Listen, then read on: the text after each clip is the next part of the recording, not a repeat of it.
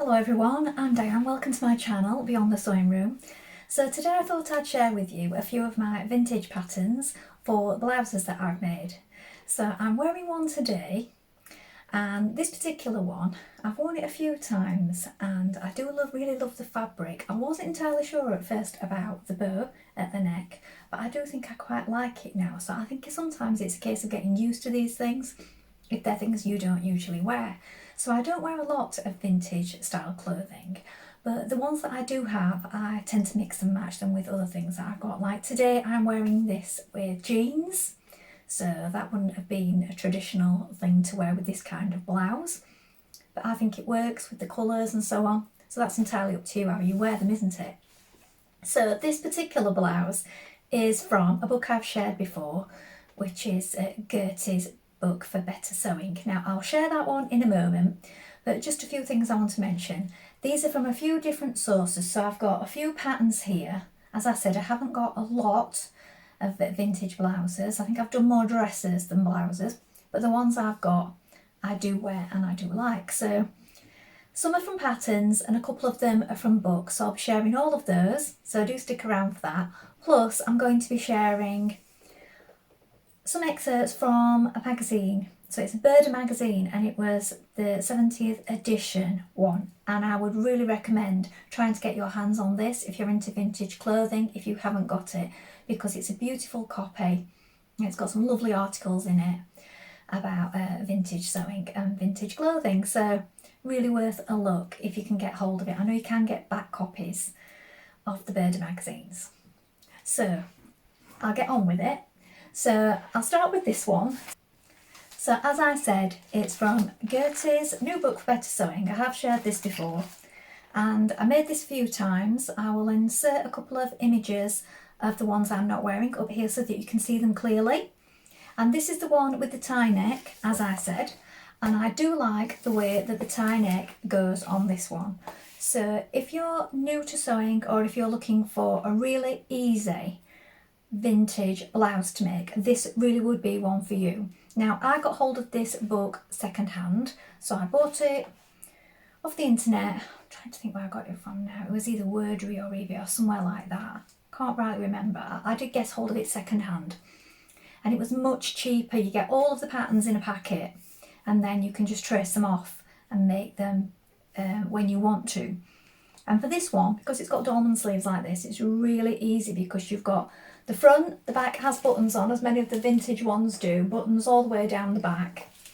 So that's how it fastens. But this is not as complicated as it looks, because you have the neckline here, has a sort of keyhole opening just there underneath, and this just threads through in one loop. So it's just like you're making a little belt. You just thread it through and tie it.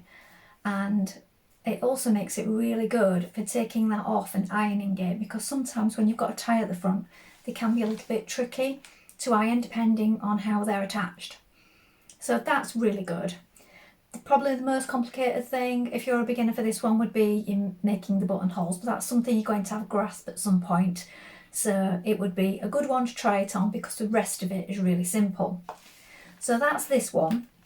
And then the next one I've worn in a previous video, so you saw this. It's basically, you keep the same pattern pieces, but the neckline is different.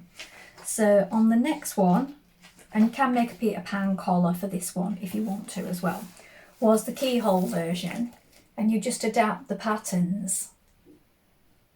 So I'll insert that one here. As I said, I was wearing it in a previous video, so if you watch my other videos, you'll have seen me in it. And that one is the same blouse, but with a keyhole neckline. So many of the vintage patterns are buttoned down the back. And the next one I'm going to share with you is from Love at First Stitch. So I had to think then, because the reason being, I don't own Love at First Stitch. So it's Tilly Wayne's Love at First Stitch. So I have her book, Stretch, and that one is all sewing things out of stretch fabric. But my friend owns Love at First Stitch, so she let me borrow this a while ago, and I made most of the things out of that book, and I did sew-alongs for them. But one of the ones was a vintage style blouse. Now this particular one this one, and I'm going to insert Tilly's version up here because I have an image of that. This is a really lovely blouse. The details on it are just so pretty. So you've got the lovely effect of the pleats in the sleeve. It's pleated into the front just here. You've got this lovely collar. And I used up some bits, as you can see, because I didn't have quite enough of this fabric. My friend gave me this fabric and I just managed to cut the pieces out, but used some different colours for the facing. And then the buttons, I flipped them over because they were sort of white on one side and cream on the other. So to make them match, I flipped them over just to make use of everything. It's got a nice yoke at the back, so it's pleated into that. It's just got such a pretty shape. So this one has got a real vintage feel. So this one doesn't button up the back, this one buttons up the front. But I do think it's in that same sort of style with the details, and it's very feminine, and the neckline.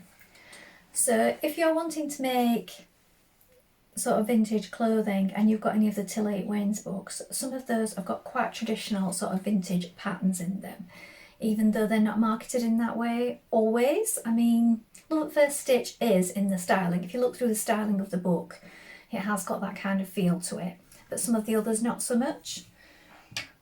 But I do feel that her patterns have that kind of feel to them in general. They're quite traditional.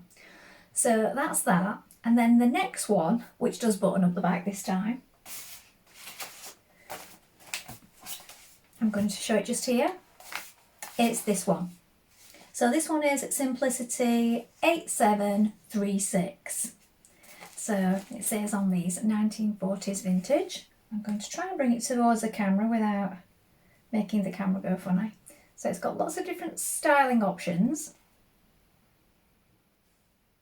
where you can do the different sleeves, the different collar, and add the different trim. And the one that I made, as you can see, is this version with the collar and the short sleeves. Now my version is made in a mustard, so it buttons straight down the back again. And if you are, I think I've said this previously, making these kind of blouses, it's best to undo the top one and the lower ones and leave the central back two fastened, and then that makes it much easier to get on and off. So if you are making sort of vintage blouses that button up the back, just remember that, because they are the hardest two to get to. So I think that one's really pretty, and lots of different ways that you can make it. So that's one that I wear, and that's one that I made as a sample and that I got to keep. And the next one, which is also a Simplicity, I think they're all in the same kind of range here. Look, they've all got the same kind of cover styling. This one is a little tie blouse, and it has shorts to go with it. So I have wore this. I've wore this when I've been out on my bike in the past. When the weather gets nicer, I will be wearing it again. And again, I'm going to show some images just here. So you can wear it like this without.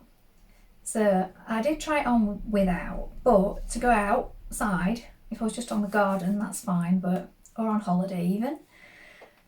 But not for going out or walking around town or anything, unless that's your kind of thing, that's fine. I like to wear a top underneath it, so if I wear just a little strappy top underneath that, I find that that is perfect for going out on my bike in. So this one ties here, and it's got short sleeves, and that is a really simple top to make, and the shorts are really fun too. So you can make them longer as well, and the shorts are sort of a culotte look if you're making those. They're really flared, so it looks like you've got a short skirt on, or a longer skirt if you make that version. That's another fun one to make. Now this next one, I haven't got an image of this, unfortunately. Now I did make this one as a sample. I do like the shape of the blouse, but the sample that I made had this collar that you can see right here, which is a frill. And it also has the frill on the sleeves in the version that I made. I just can't believe I haven't saved a picture. I do try and save all pictures of the samples that I send in, but this particular one's got away from me and I don't know why. But yes, I think it's a nice blouse with a lovely shape. But if I was making the collar for me, I would either do this one at the front here, which I think is really nice if you're doing it in a plain fabric.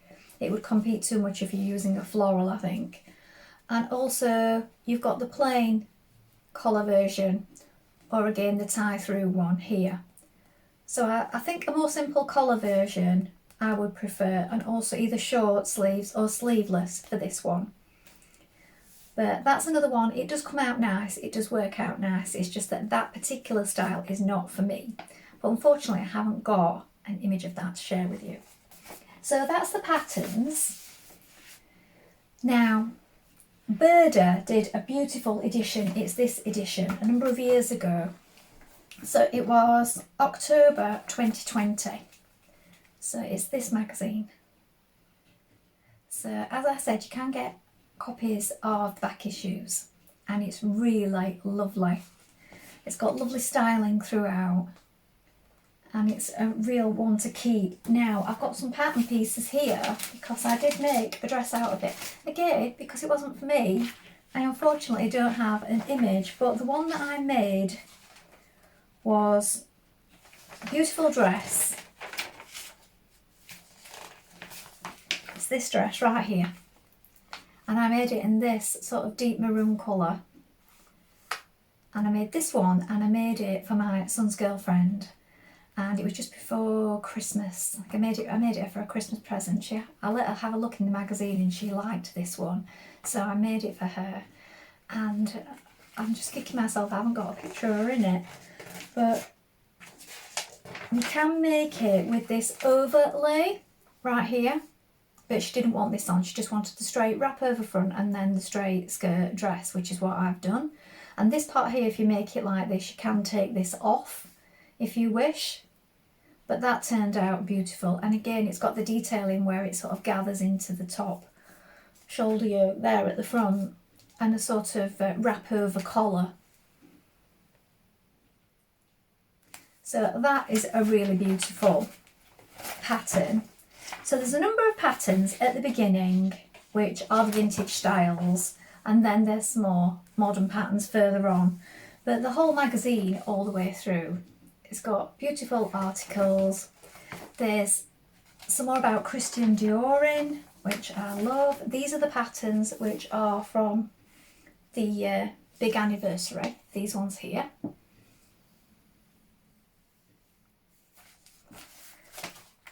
And then I love this coat.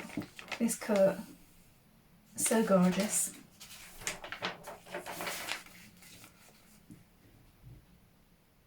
I mean, the styling is just so pretty in the illustrations. So this is the article where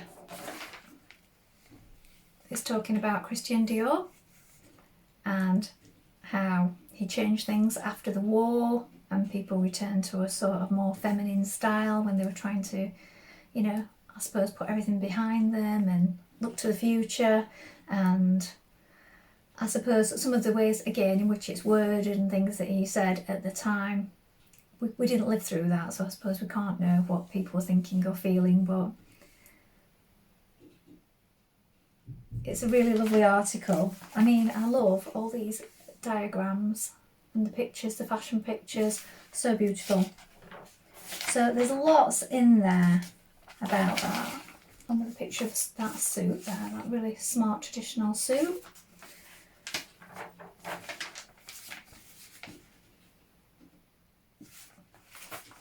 I really would suggest getting your hands on this because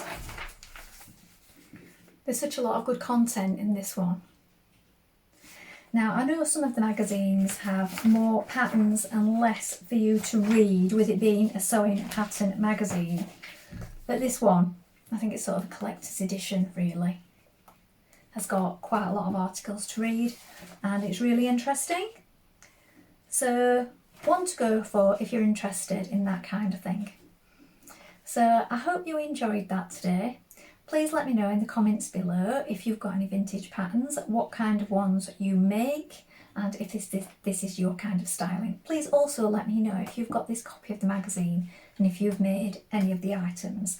I tend to come back to these, so I may be making something else from this in the future. So anyway, that's all for today. Thank you so much for watching. Bye for now.